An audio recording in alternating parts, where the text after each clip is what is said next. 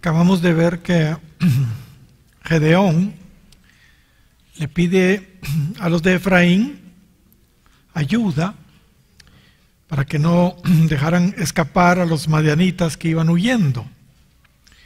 Y los de Efraín lo apoyaron y capturaron a dos importantes príncipes madianitas, a Oreb, que significa cuervo, y a Zeeb, que significa lobo.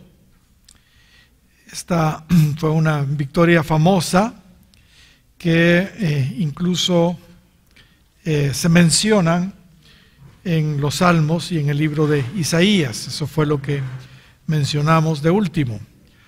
Ahora, el capítulo 8 empieza con un reclamo de los efraínitas que acababan de participar en la captura de estos dos príncipes madianitas.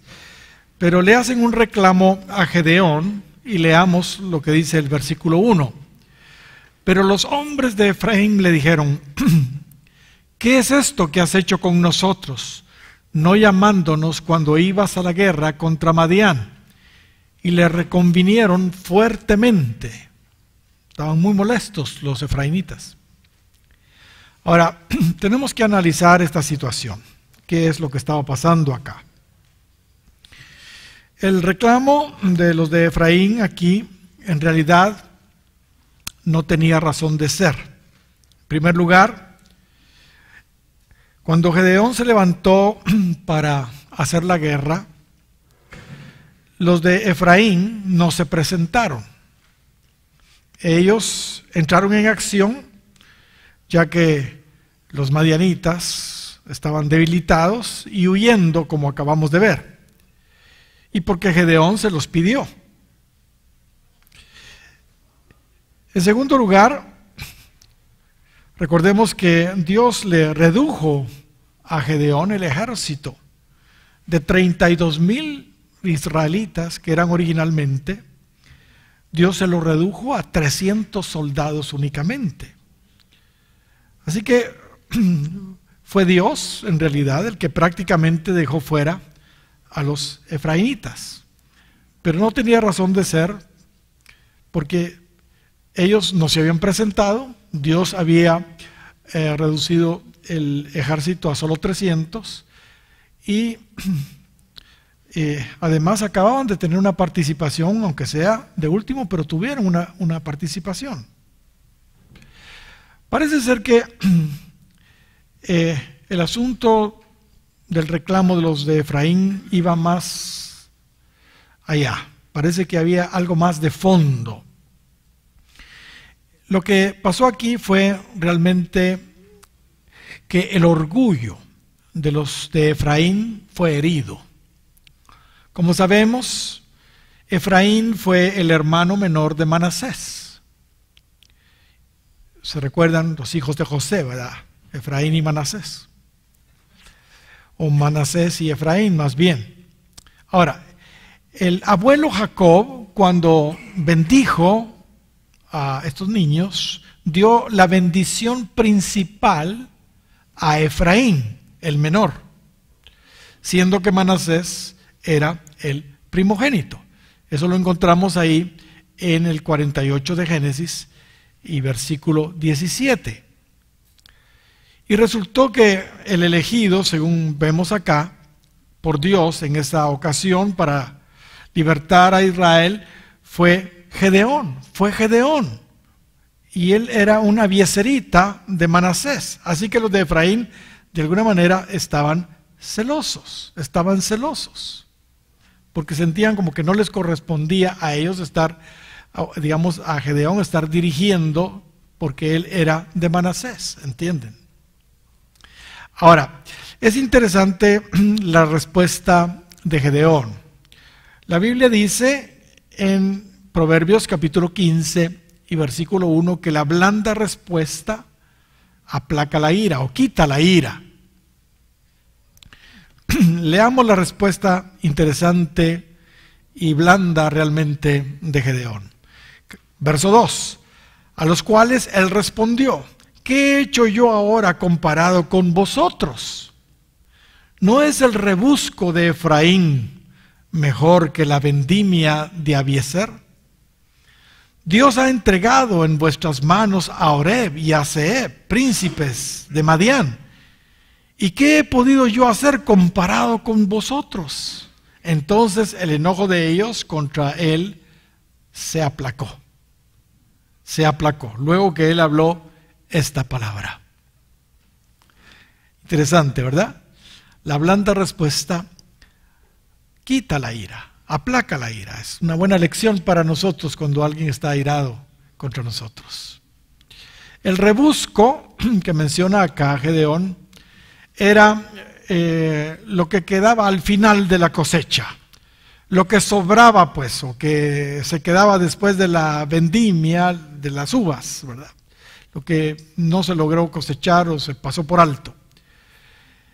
El orden en las cosechas, ustedes lo conocen, primero se cosechaban las primicias, los primeros frutos, después la cosecha general y por último el rebusco, o sea que había todavía un pasón último ahí recogiendo lo que había sobrado. Pero Gedeón les dice que el rebusco de Efraín, porque realmente la batalla estaba terminando y ya los madianitas estaban debilitados, o sea, lo que ellos obtuvieron pues al final de la batalla fue lo mejor de todo lo que ellos habían logrado. Es lo que les está diciendo Gedeón a ellos. Pues los de Efraín mataron nada menos que a estos dos importantes príncipes madianitas, al cuervo Oreb y al lobo Zeeb. Lo mataron los efraínitas. Esta respuesta sabia, esta respuesta humilde de Gedeón aplacó la ira, la molestia de los efraínitas. Gedeón, con esa blanda respuesta, también les dio su lugar a los de Efraín, como superiores a ellos, los de Manasés, tal y como Jacob lo había profetizado cuando oró cruzando las manos sobre sus nietos, ¿se recuerdan ustedes? La actitud mansa de Gedeón, entonces, hermanos, es una gran lección para nosotros.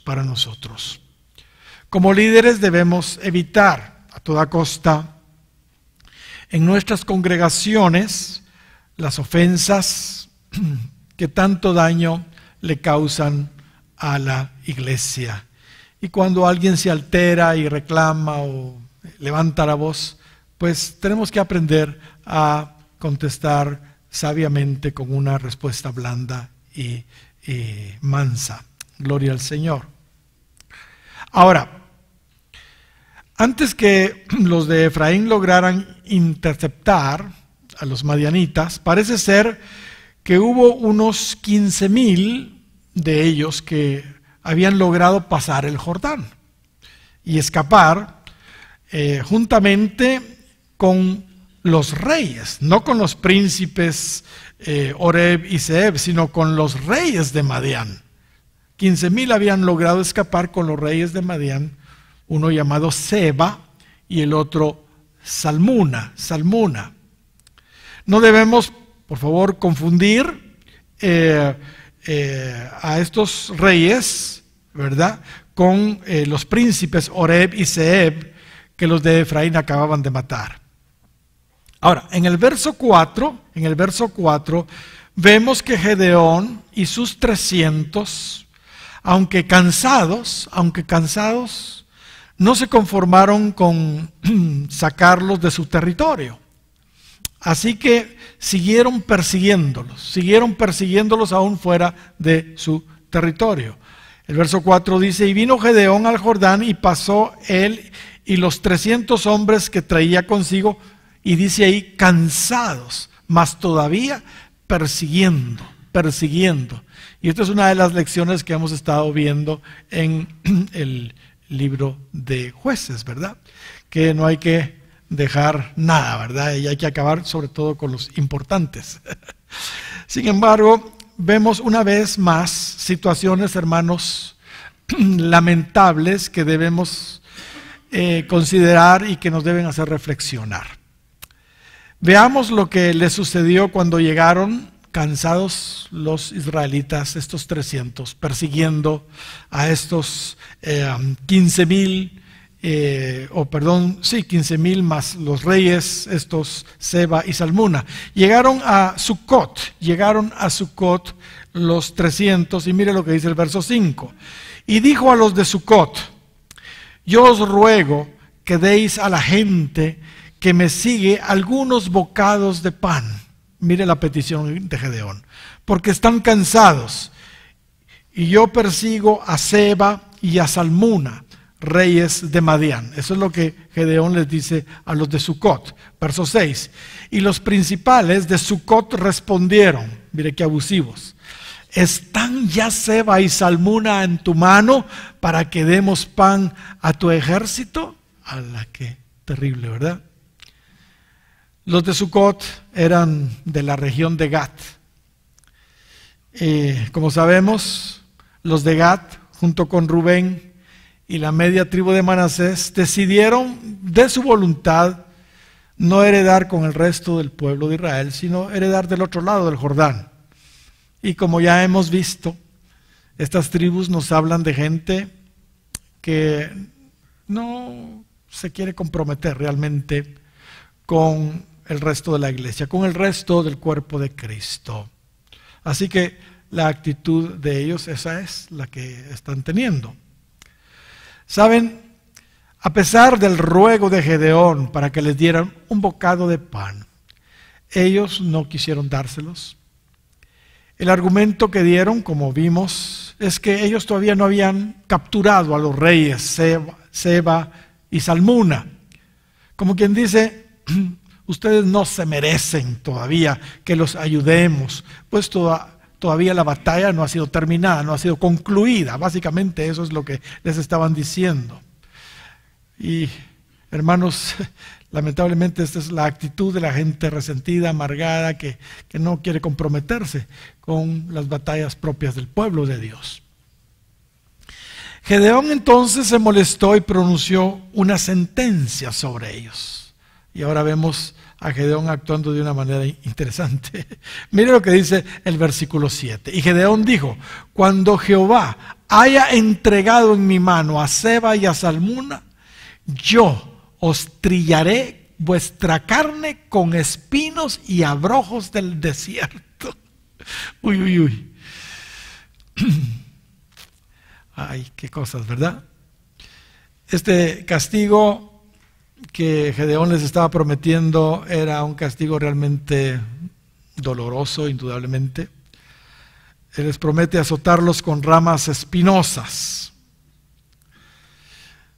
Es bueno mencionar que a estas alturas del partido, hermanos, ya Gedeón ya era alguien con carácter, ya era alguien diferente. Ahora estaba lleno de fe, ahora estaba lleno de valentía, en fin.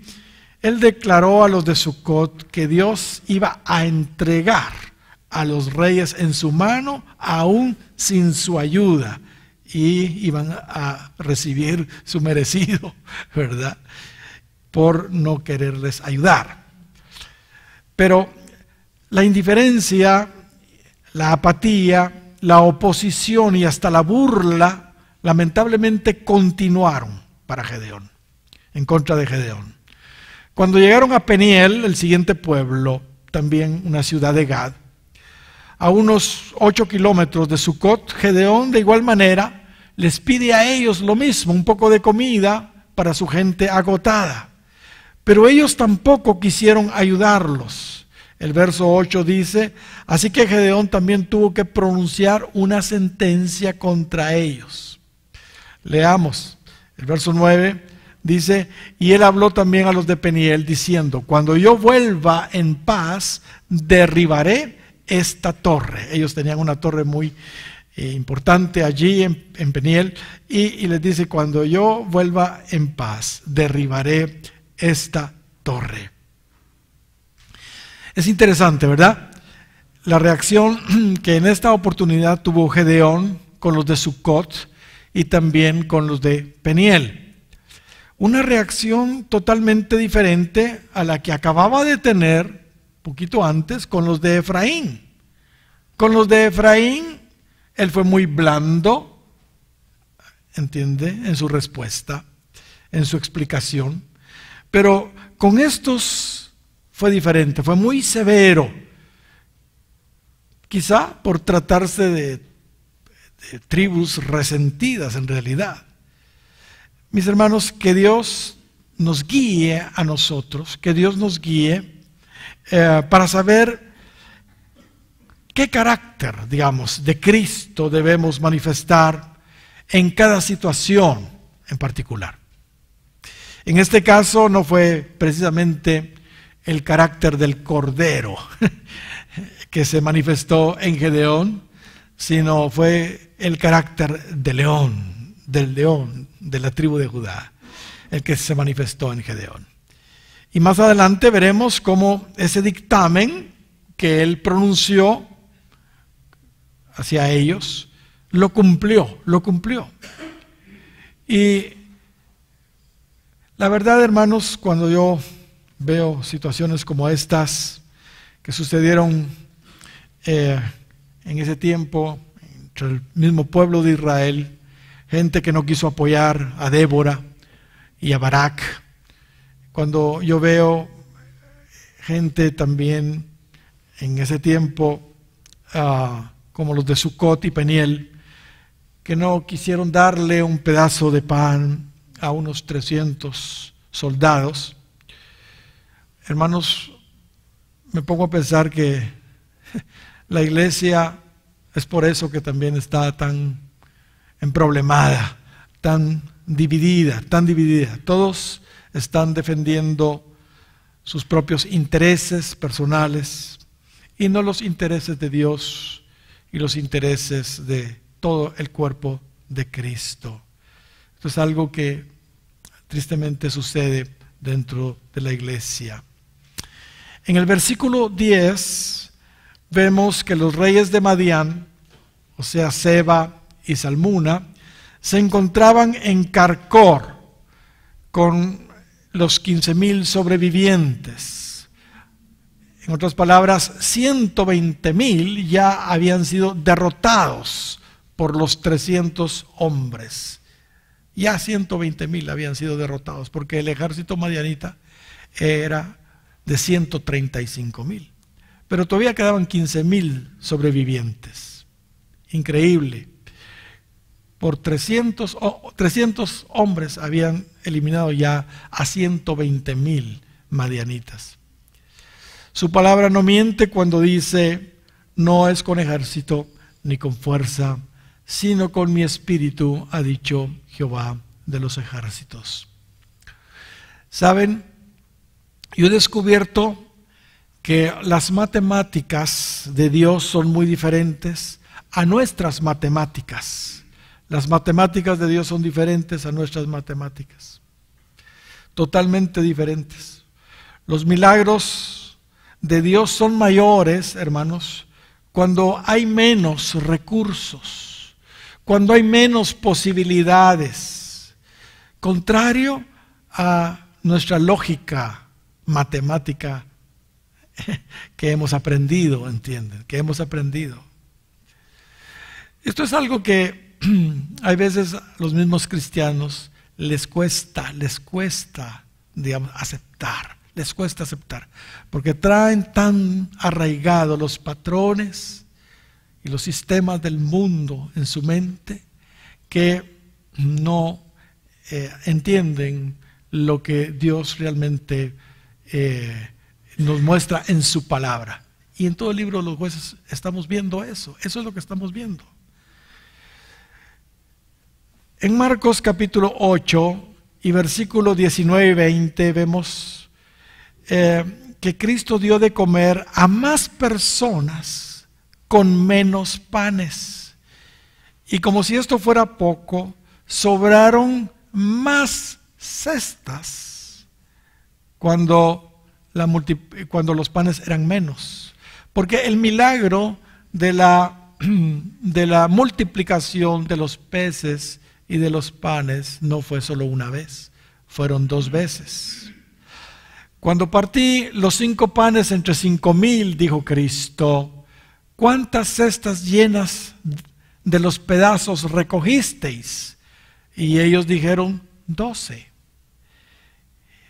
Y ahora dice en el verso 20, y cuando los 7 panes entre 4,000, más panes, pero solo pudo alimentar a menos gente. ¿Cuántas canastas llenas de pedazos recogiste? Y ellos dijeron, 7. ¿Se dan cuenta que las matemáticas de Dios son diferentes a las nuestras? Con 5 panes, Él dio de comer a 5,000 gentes y sobraron 12 cestas. Pero con 7 panes, que son más que 5 panes, no le pudo dar de comer a más gente, sino solo a 4,000 gentes. Y sobraron menos cestas, o sea, solo 7 cestas. Si leemos todo el contexto, porque no tengo tiempo de leer todo lo que estaba pasando ahí, ellos iban en la barca, nos vamos a dar cuenta que los discípulos estaban preocupados porque habían llevado solo un pan. Solo un pan. Y entonces Cristo les está diciendo, no hombre, no tengan pena. Si conmigo las cosas entre menos, mejor. Eso es lo que está diciendo. Así que usted puede hacer sus reglas del 3 o haga sus números si hay algún buen matemático aquí para decirme a cuántas gentes podría él alimentar con solo un pan, siguiendo este mismo orden lógico. ¿Y cuántas cestas sobrarían entonces? Se los he preguntado a todas las iglesias y a todos los alumnos que he tenido por todos estos años y nadie me ha podido decir, ni yo tampoco sé. Gloria al Señor. Pero si hay un buen matemático aquí, por favor, dígamelo para que por lo menos en El Salvador, ahorita que vaya, yo pueda decirles la cifra y decir, en Guatemala me lo dijo un hermano. Sigamos, en los versos 11 y 12, vemos que Gedeón, aprovechando que el ejército enemigo, sintiéndose seguro, estaban descuidados, atacó el campamento madianita en Carcor, al sur de Sucot y Peniel, y finalmente capturaron a los 2 reyes, a Seba y a Salmuna, llenando de esta manera de espanto a todo el ejército. Como ya mencionamos, estas victorias fueron tan notables que los salmos los mencionan y también Isaías, el 83 de los salmos y versículo 11 y el 9 de Isaías y versículo 4. Gloria al Señor, ahí puede leerlos usted. En el versículo 13, vemos que Gedeón regresó de la batalla a un lugar cerca de Sucot. Llega a un lugar cerca de Sucot. ¿Pasó algo? ¿Dije algo malo? ¿No? En el verso 13 vemos que Gedeón regresó de la batalla a un lugar cerca de Sucot. Y en el verso 14 vemos que Gedeón, fíjese bien, como juez, indaga y le pide por escrito a un joven de ahí de Sucot sobre los nombres, le pide los nombres de los principales y los ancianos de Sucot, 77 en total. La razón era porque Gedeón se disponía ahora a efectuar el juicio que les prometió a los líderes de Sucot por no haberles apoyado, dándoles un poco de pan a sus 300 hombres. ¿Entiende? Él iba ahora a cumplir su promesa. El verso 15 vemos que Gedeón, trayendo cautivos a los reyes madianitas Seba y Salmuna, entró en Sucot y acusó a los líderes de ese lugar de haberse burlado de él cuando les pidió comida. Y les dijo: ¿están ya en tu mano Seba y Salmuna para que demos nosotros pan a tus hombres cansados? Les recuerda pues esas palabras que ellos le habían dicho a él. Así que en el verso 16 Gedeón efectuó como juez que era la terrible sentencia contra los ancianos de Sucot, que consistía en ¿qué? En azotarlos con abrojos y espinos. una especie de flagelo, podríamos decir, solo que de ramas espinosas. Después de castigar a los 77 ancianos de Sucot, en el verso 17 se dirige a Peniel, la otra ciudad que tampoco quiso darles un bocado de pan a los 300 cansados de Gedeón. Así que Gedeón, tal y como prometió, destruye también allí su famosa torre, la torre de Peniel. Pero no solo eso, mató a sus pobladores también, imagínense. ¿Y por qué los mató? Bueno, seguramente pusieron resistencia a Gedeón, por eso es que él los mató. Un comentario. Cuando hagamos promesas,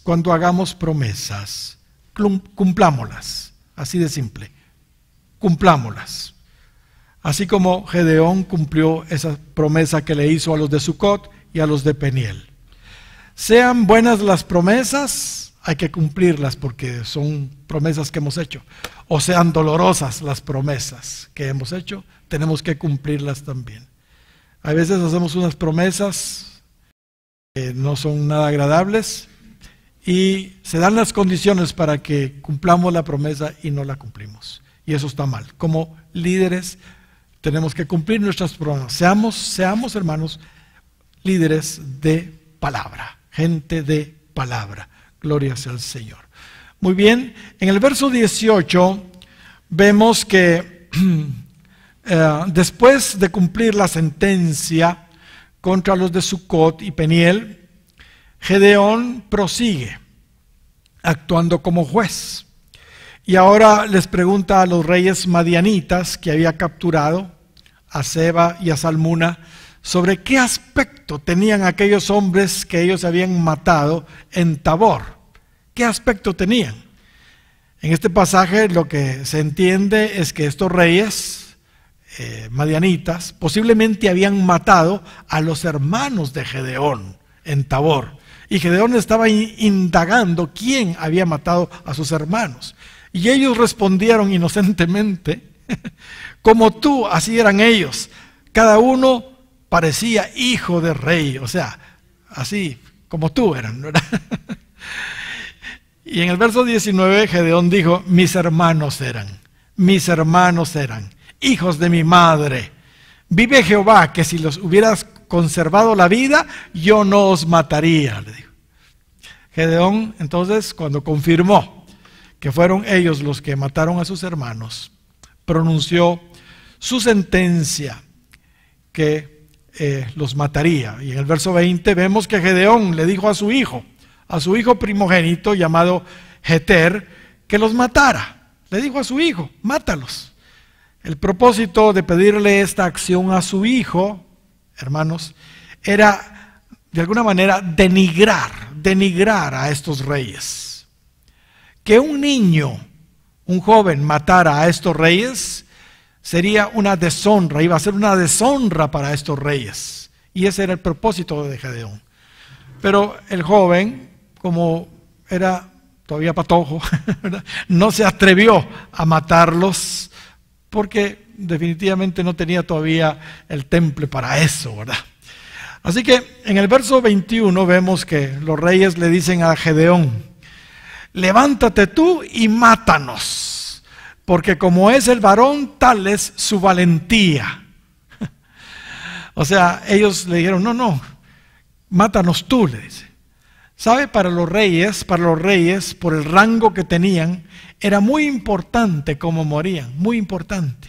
Así que ellos le pidieron a Gedeón que mejor los matara a él, Nosotros decimos, como es el sapo, así es la pedrada, ¿verdad? Que mejor los matara a él, ¿verdad? Así que Gedeón se levantó y los mató.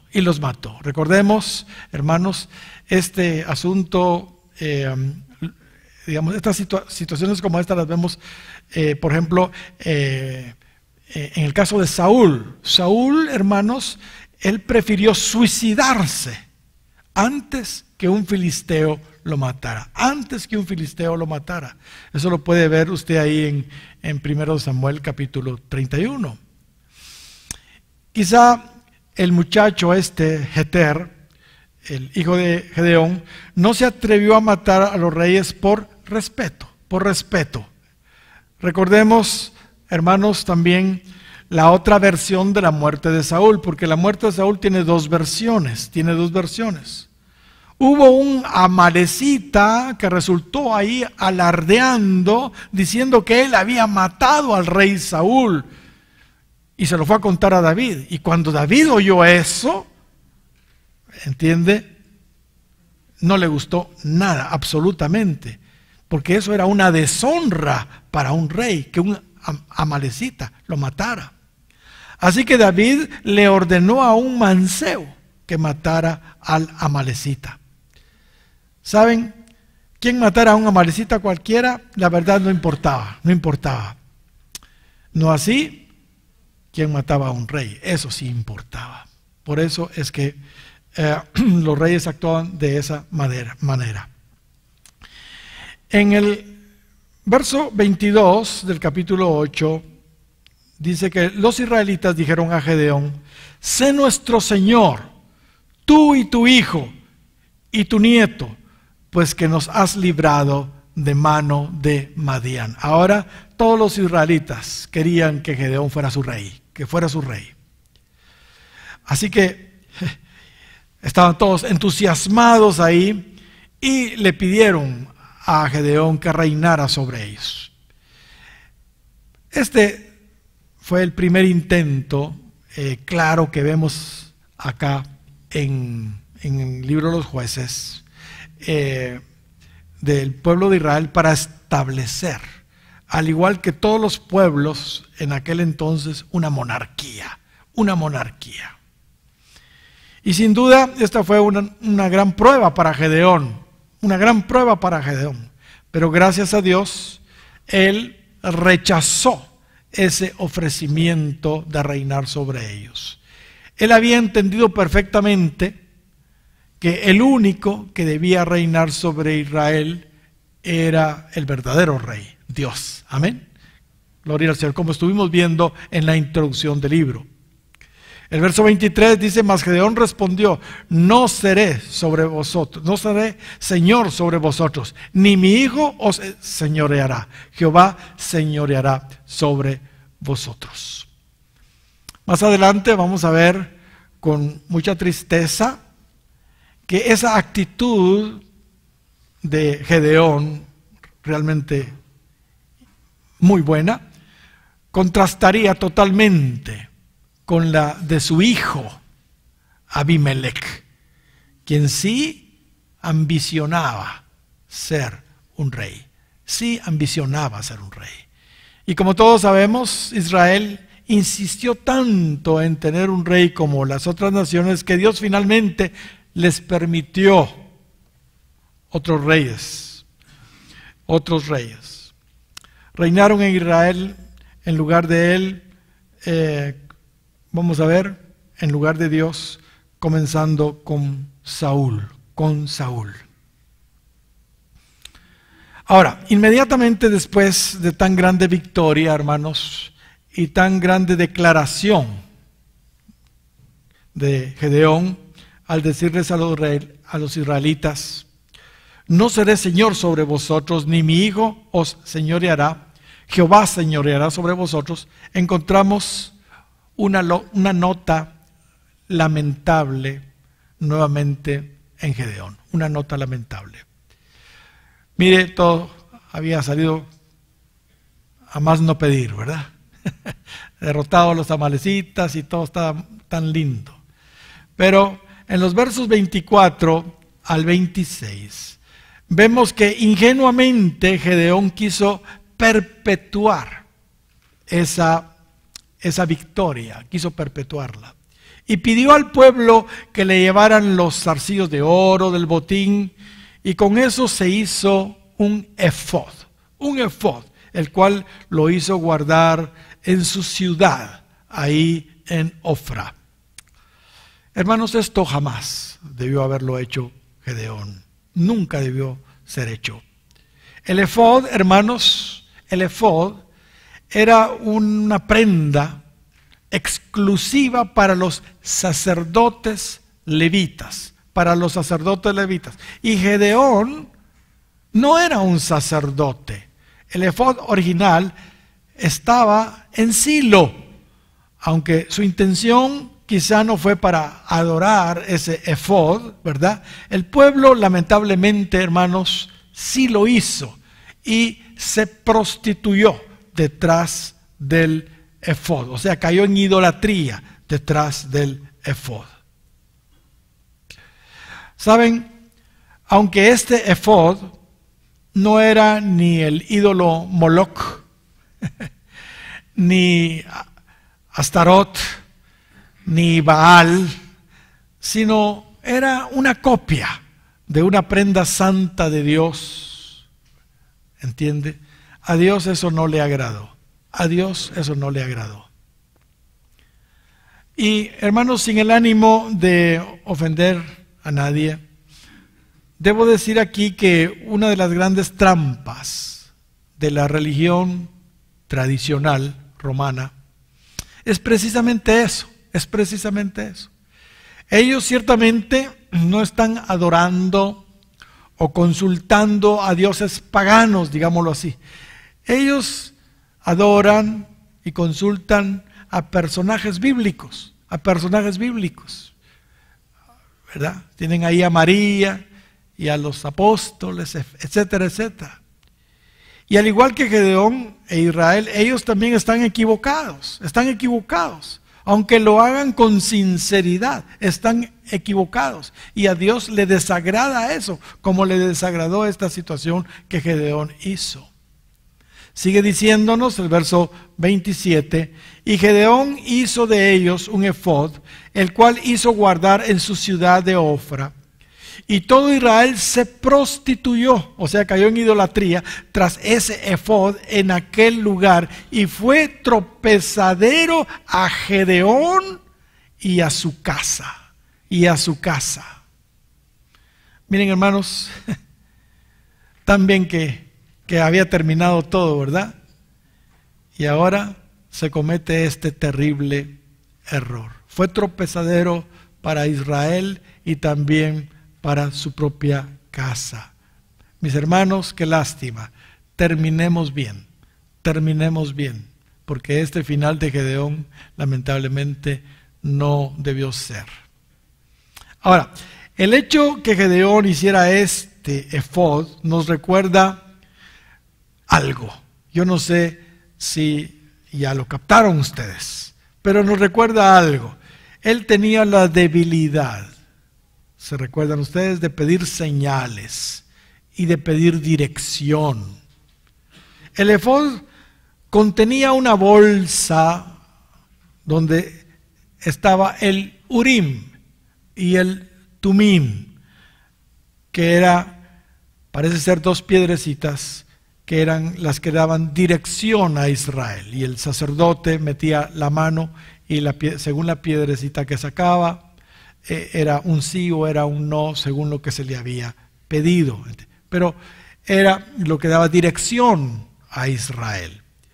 Notemos cómo esa área, hermanos, de inseguridad no corregida en Gedeón, además de ser tropezadero para él y su casa, llevó a todo Israel a prostituirse, a cometer idolatría, ¿entiende? Eso fue tremendo, hermanos. Muy bien, sigamos. Verso 28. Así fue subyugado Madián delante de los hijos de Israel y nunca más volvió a levantar cabeza. Y reposó la tierra 40 años en los días de Gedeón. Gloria a Dios.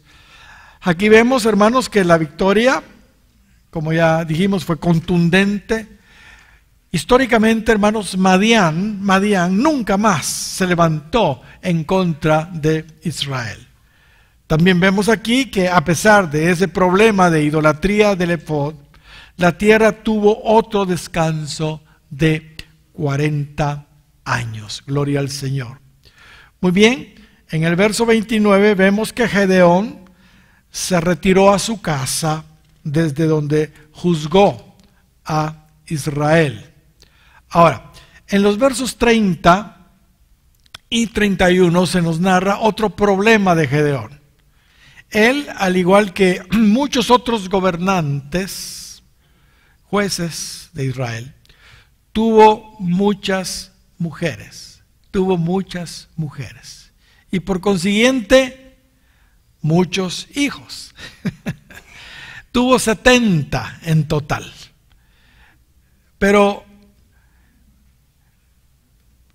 el problema peor fue que entre sus muchas mujeres tuvo una relación de concubinato con una mujer de Siquem, con la cual tuvo un hijo, realmente un hijo bastardo, a quien llamó Abimelech. Nada menos que una figura en la escritura del anticristo, del mismo anticristo. Abimelech significa mi padre es rey o padre rey. El doctor Bailey dice que el anticristo, aunque exteriormente parecerá un rey, interiormente será como un lobo feroz, será un asesino como lo fue Abimelech. En el verso 32 vemos que Dios bendijo a Gedeón viviendo muchos años, de tal manera que murió en buena vejez. Ahora, en los últimos versos del 33 al 35, vemos que al morir Gedeón, abiertamente, hermanos, Israel se volvió otra vez a la idolatría, a prostituir tras la idolatría. ¿Entiende? Pero él tuvo la culpa, ¿verdad? Esta triste situación es el patrón, hermanos, que lamentablemente vemos en este libro de los jueces y por toda la Biblia. Después de la muerte de los líderes, la tendencia natural de Israel era apartarse de Dios. En esta oportunidad empezaron a adorar un nuevo Dios, empezaron a adorar a Baal Berit, que quiere decir Señor del pacto, Señor del pacto. Y este nombre es muy revelador, pues el diablo siempre está imitando o tratando de imitar lo verdadero. Israel estaba sustituyendo al verdadero Dios de pactos por un impostor, un falso Señor de pactos. La puerta se había abierto con la adoración al efod, indudablemente. Y como es lógico, el resultado de la idolatría fue que se olvidaron del verdadero Dios. Dice el verso 34, y no se acordaron los hijos de Israel, qué triste, ¿verdad?, de Jehová su Dios, que los había librado de todos sus enemigos en derredor. Pero no solo esto, hermanos, también fueron ingratos los israelitas después de la muerte de Gedeón con la casa de Gedeón, a pesar de todo el bien que Gedeón había hecho a Israel. Fueron ingratos con la casa, con la familia de Gedeón. Dice el verso 35, ni se mostraron agradecidos con la casa de Jerobaal o Gedeón, ¿verdad?, el cual es Gedeón, conforme a todo el bien que él había hecho a Israel. Qué triste. Y hermanos, esto lo vemos también hoy. Hay congregaciones, lamentablemente, que cuando muere el pastor, quien dio su vida en el ministerio para pastorearlos tal vez toda su vida o muchísimos años, ellos se olvidan totalmente de la familia. Ponen a otro nuevo pastor por ahí y solo le dan el pésame a la viuda y a los hijos. Y que Dios los ayude. Y eso no debe ser así. Eso no debe ser así, de ninguna manera. Esta es muchas veces, hermanos, la triste recompensa de los verdaderos siervos de Dios.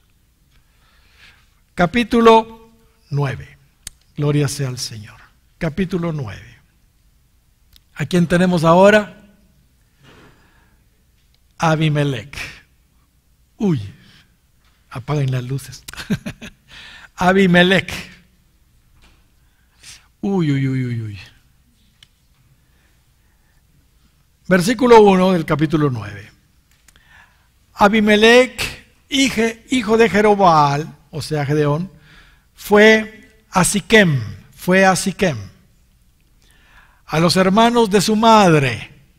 Recuérdense que Gedeón se había metido con una mujer de Siquem. Así que Abimelech, hijo de Jerobaal, fue a Siquem, a los hermanos de su madre, y habló con ellos y con toda la familia de la casa del padre de su madre, diciendo, toda la familia de la mamá de él allá en Siquem: yo os ruego que digáis a oídos de todos los de Siquem, ¿qué os parece mejor? ¿Que os gobiernen 70 hombres, todos los hijos de Jerobaal, o sea Gedeón, o que os gobierne un solo hombre? Acordaos que yo soy hueso vuestro y carne vuestra. O sea, yo soy hijo de mi mamá, de aquí de Siquem, pues. Yo soy de acá. Notemos cómo se estaba ya cómo se empieza a descubrir el carácter de esta persona. Se estaba autopromocionando, pues. Estaba haciendo su campaña política. Y el verso 3 dice: y hablaron por él los hermanos de su madre a oídos de todos los de Siquem todas estas palabras. Y el corazón de ellos se inclinó a favor de Abimelech, porque decían, nuestro hermano es. Porque pues su mamá y él era de Siquem. Aquí empezamos a ver entonces, hermanos, ya el resultado que lamentablemente, el resultado de las puertas que lamentablemente abrió Gedeón, el padre de Abimelech. Tanto en el asunto de la lujuria, porque vaya si no tuvo mujeres, y también su relación de concubinato con esta mujer de Siquem, como también las puertas que abrió en el tema de la idolatría, pues, en el tema de la idolatría. Abimelech, el hijo bastardo de Gedeón, según vimos en el capítulo 8 y versículo 31, se fue con la familia de su madre en Siquem para promocionarse y así gobernar sobre Israel. Lo más seguro es que debido a que él era hijo de una criada, se sentía inferior al resto de sus hermanos. Estaba como resentido, pues. Qué tremendo. Vamos a ver, aquí está el mapa para descubrir. Siquem quedaba aquí en Efraín. Vamos a ver si tenemos aquí a Efraín.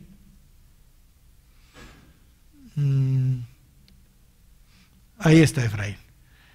En medio, y aquí vemos que está Siquem, ¿ok?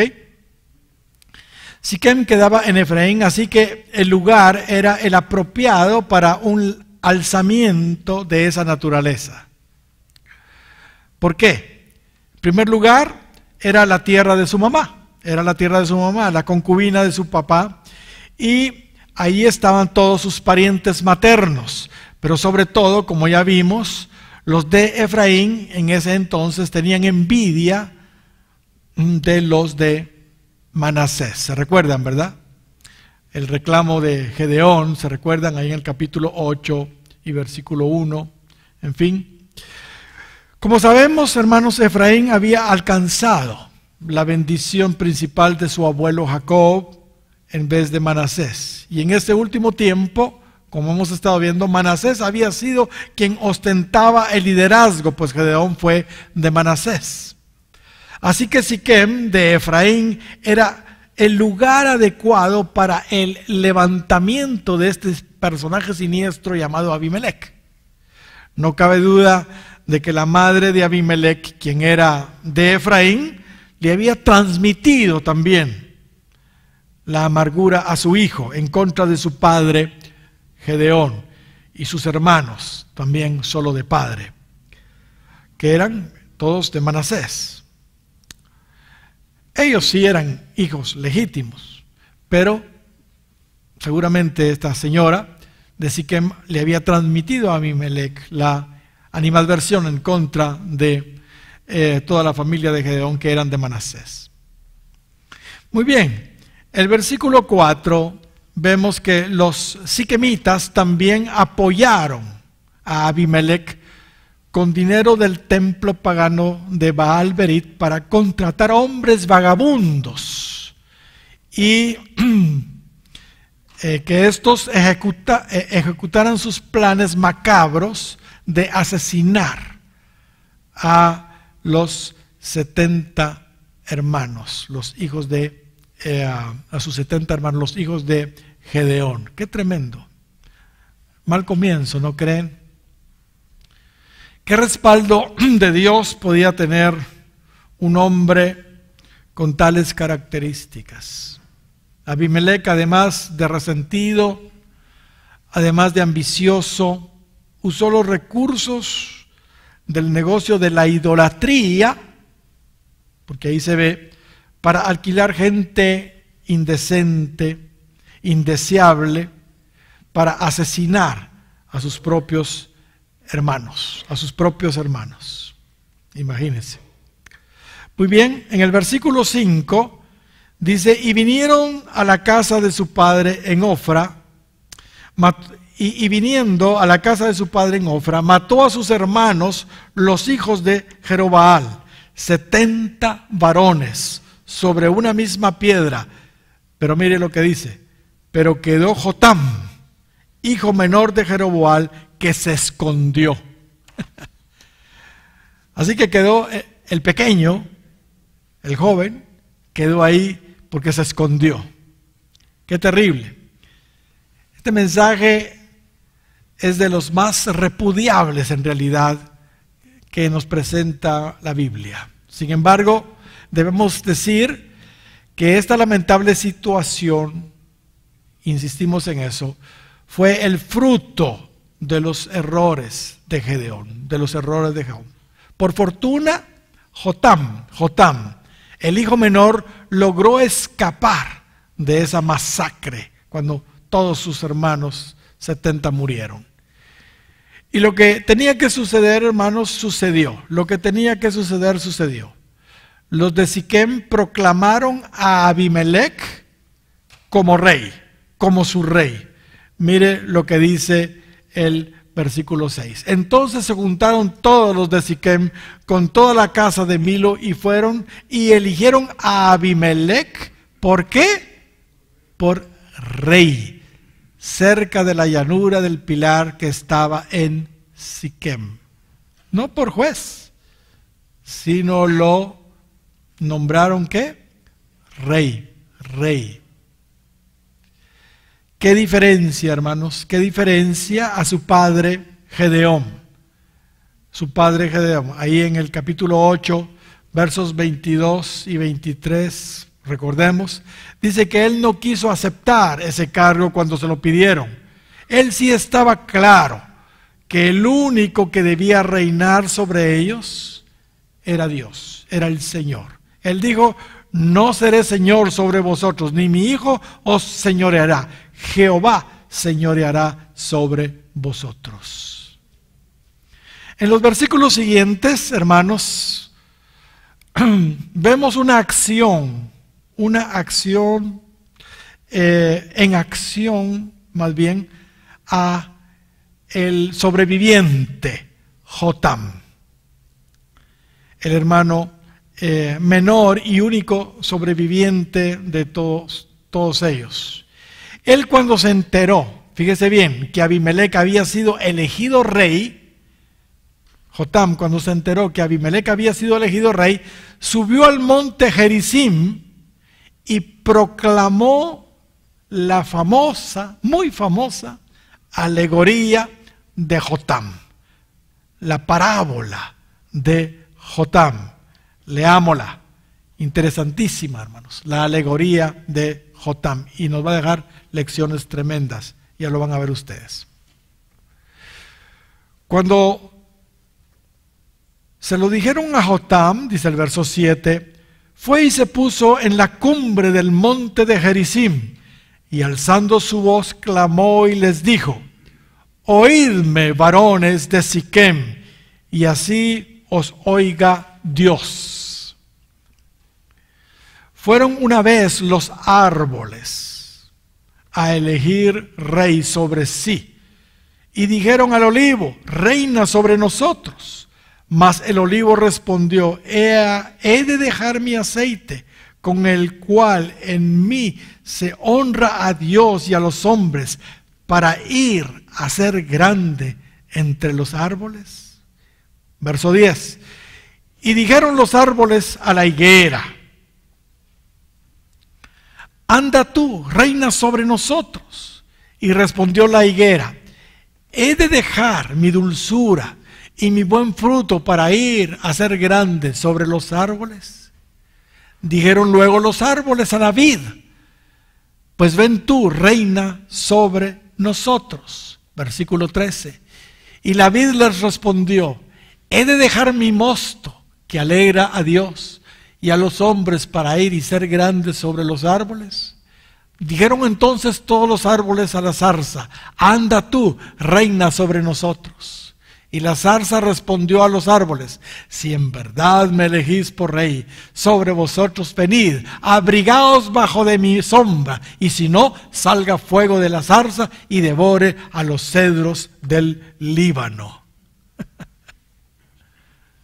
Esa es la famosa alegoría o parábola de Jotam, el sobreviviente de los 70 hermanos, hijos de Gedeón. Y hermanos también de Abimelech, solo de padre. Así que esta parábola de Jotam, que sin duda fue inspirada por Dios, nos presenta un durísimo ataque, hermanos, a la institución monárquica. Ahora, todos los jueces anteriores entendieron muy bien que el único que debía reinar sobre Israel era Dios. Saben, aunque no se menciona claramente, yo me imagino que todos los jueces tuvieron la oportunidad de convertirse en reyes, tuvieron esa tentación. No solo Gedeón, como vimos en el capítulo 8 y versos 22 y 23. Sin embargo, ninguno de ellos aceptó reinar. Pero Abimelech, sí, eso era lo que quería.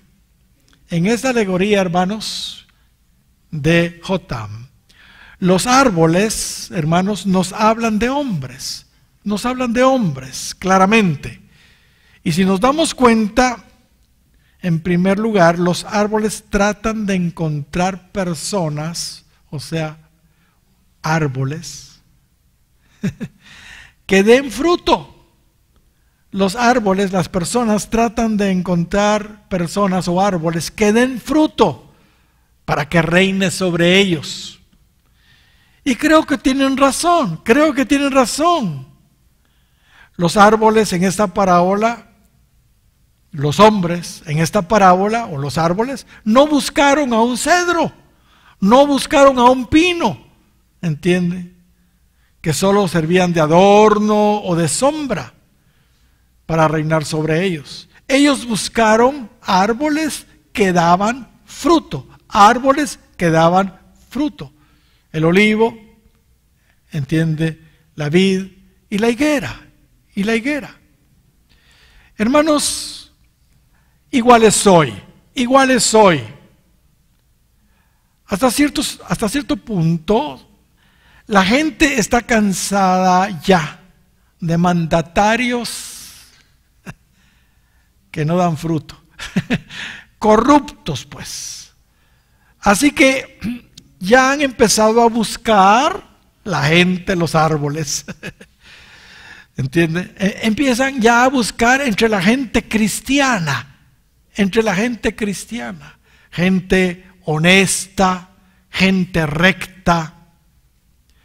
La gente quiere que sus dirigentes, ¿entiende?, sean diferentes, que manifiesten fruto, que manifiesten el fruto del Espíritu,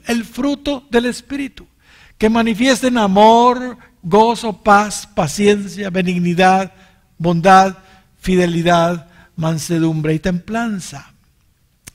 Pero, ¿qué nos sigue diciendo esta alegoría? ¿Saben? Ni el olivo quiso dejar su aceite, pues con él honraba a Dios y a los hombres. Ni la vid quiso dejar su vino, pues con él traía gozo a Dios y a los hombres. Del aceite, recordemos, y el vino, el aceite y el vino eran usados tanto para ofrendas a Dios como para uso cotidiano de las personas. Y tampoco la higuera quiso dejar su dulzura. Notemos entonces que ninguno de los árboles que dan fruto quiso ser grande sobre los otros árboles y reinar. ¿Estamos entendiendo? Ninguno de los árboles que dan fruto quiso ser grande sobre los otros árboles y reinar. Mis hermanos, pastores, si es que los hay aquí, yo sé que los hay, siervos de Dios, aquí tenemos una gran lección, Permítanme decir lo que entiendo. Hermanos, no nos confundamos. Nuestro llamado, en primera instancia, es un llamado espiritual, no político. Espiritual, no político. El deseo de todo verdadero siervo de Dios debe ser, por supuesto, dar mucho fruto para honrar a Dios, ¿entiende? Para trabajar con excelencia en los asuntos de su obra, en la obra de Dios, y por supuesto para servir a las personas, para servir al prójimo. Ahora, a mi gusto, y por lo que veo en esta parábola, hermanos, un verdadero siervo de Dios, y me estoy refiriendo acá a aquellos que tienen un claro llamado ministerial primario, entiéndase, apóstoles, profetas, evangelistas, pastores y maestros. Un verdadero siervo de Dios jamás debe de rebajarse a cambiar su ministerio por ningún otro trabajo, aunque este sea el de la primera magistratura. ¿Entiende? Aclaro que hablo de aquellos que Dios ha llamado al ministerio. ¿Sabía usted que a Billy Graham le propusieron eso? Y él dijo exactamente eso que estoy diciendo yo, que él no podía rebajarse para ser presidente de los Estados Unidos, porque su llamado era mucho más alto. Amén. ¿Cuántos dan gloria al Señor?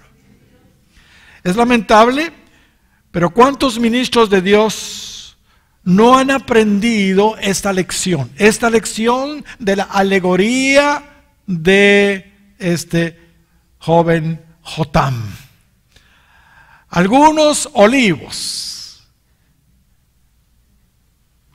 han cambiado su ministerio por ser gobernantes, ¿entiende? Y por hacer eso perdieron el aceite de la unción que tenían. Algunas higueras perdieron la dulzura y la amabilidad de carácter que tenían por gobernar. Y algunas vides perdieron el vino del gozo que tenían. Y hoy por hoy han hasta perdido sus convicciones cristianas y otros quizá hasta la salvación. Y en nuestro país hemos tenido lamentablemente ese ejemplo. mal ejemplo. Pero saben, hermanos, por supuesto, como hemos dicho ya, el tiempo de reinar con Cristo ciertamente viene, pero tengamos paciencia, piojo que la noche es larga. Esto será en el milenio, y el milenio está a la vuelta de la esquina, ya está encima, hermanos. Dice la Escritura en el capítulo 20 de Apocalipsis y versículo 6, bienaventurado el santo, el que tiene parte en la primera resurrección.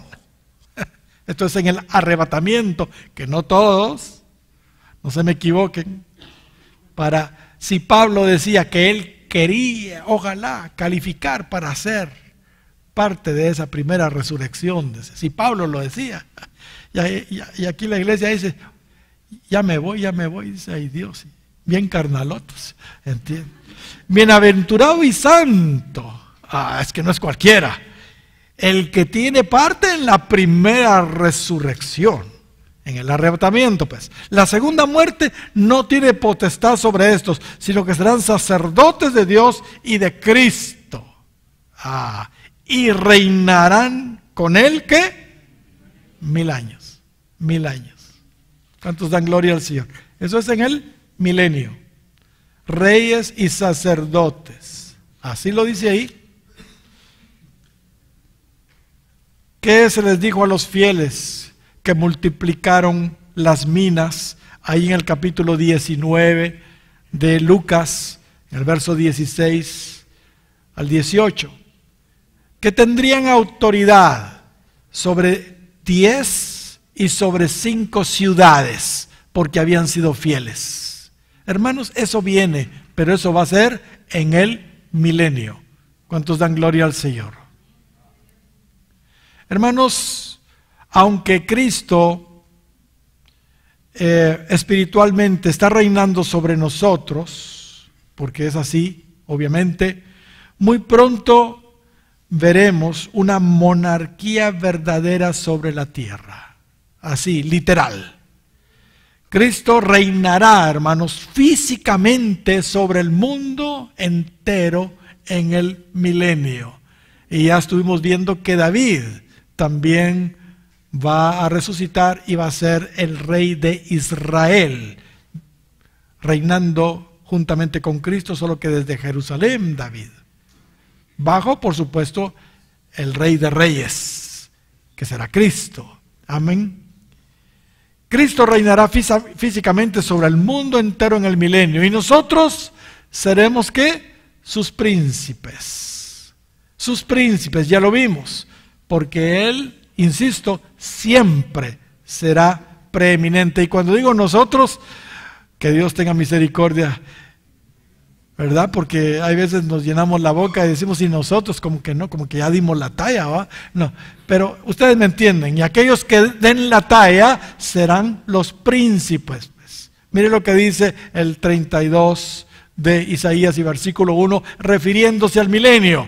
He aquí que para justicia reinará un rey, este es Cristo, y príncipes presidirán en juicio. Sí, se reinará en el milenio, definitivamente bajo la autoridad del Rey de Reyes. Amén.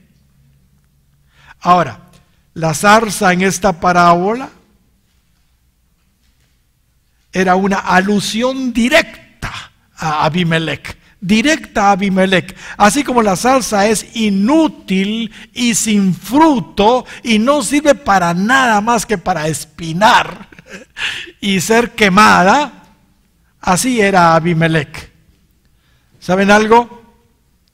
Esta es una triste realidad, Debido a que la gente no quiere que Cristo reine sobre ellos, porque ese es el mensaje de acá, y debido a que ningún verdadero siervo de Dios acepta reinar o gobernar porque sabe bien cuál es su verdadero llamado, entonces la gente escoge lo que queda, escoge lo peor, la zarza, aquellos que se autopromocionan, aquellos que se autoproclaman, ¿entiende? Como Abimelec. como Abimelech. Razón tenía Salomón al decir allí en Eclesiastés capítulo 10 y versículo 6, la necedad está colocada en grandes alturas. Lo vemos todo el tiempo, ¿verdad? La necedad está colocada en grandes alturas. ¿Y qué dice el Salmo 12 y versículo 8? La vileza es exaltada entre los hijos de los hombres. Pura zarza que no sirve para nada. Y saben, muy pronto la gente, en su afán de tener rey terrenal, y por rechazar al verdadero rey, que es nuestro Dios, hermanos, que es nuestro Señor, le dará la bienvenida a uno que se autoproclamará rey. ¿Quién será? El anticristo. Cristo dijo: yo he venido en mi nombre, yo he venido en nombre de mi Padre, y no me recibís. Si otro viniere en su propio nombre, a este recibiréis. A este recibiréis. Recordemos, hermanos, que Abimelech es una figura del anticristo.